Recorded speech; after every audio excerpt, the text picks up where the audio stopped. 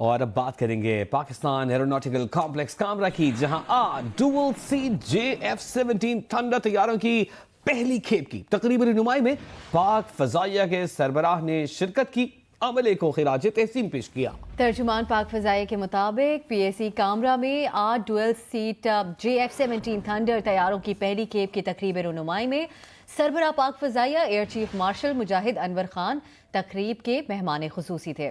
Air chief نے 8 dual set JF-17 thunder طیاروں کی 5 ماہ کی ریکارڈ مدت میں تکمیل پر عملے کو خراج تحسین پیش کیا۔ سربراہ پاک فضائیہ نے اس کے علاوہ پروڈکشن فیکٹری کامرا میں ڈوئل سیٹ تھنڈر طیاروں کی انجینئرنگ فیسلٹی کا بھی دورہ کیا۔